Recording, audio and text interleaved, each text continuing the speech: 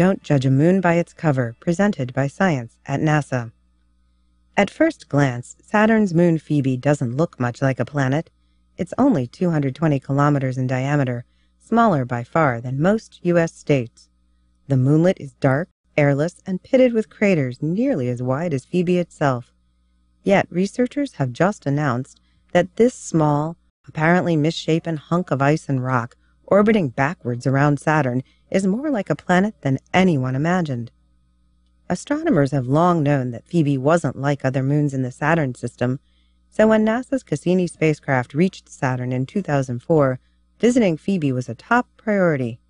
In fact, it was the first moon Cassini encountered on its way in to Saturn. Data from the flyby have occupied mission scientists ever since, and they released their findings in the journal Icarus in April 2012.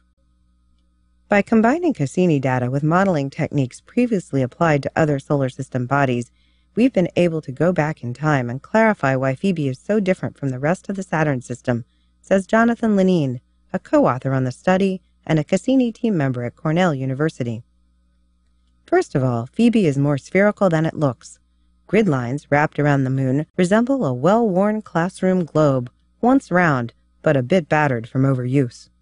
Cratering has made the body visually irregular, but in the distant past, it was clearly much more uniform. Co-author Peter Thomas, a Cassini team member at Cornell, explains, "From the shape seen in Cassini images, and modeling the likely cratering history, we were able to see that Phoebe started with a nearly spherical shape. Apparently, Phoebe formed early enough in the solar system's history to capture radioactive materials in its core. As in the core of Earth, radioactive decay inside Phoebe would produce a significant amount of heat, warming the interior and reshaping the moon into a sphere. In this scenario, heavier materials would sink to the core, and lighter materials would float to the top. Indeed, Cassini data indicate that Phoebe has denser, rock-rich material concentrated near its center. Internal heating, layering, a spherical shape? Planets have these same properties. This doesn't mean, though, that Phoebe is a full-fledged planet. Objects like Phoebe represent building blocks of planets, says JPL's Julie Castillo-Rojas, lead author of the study.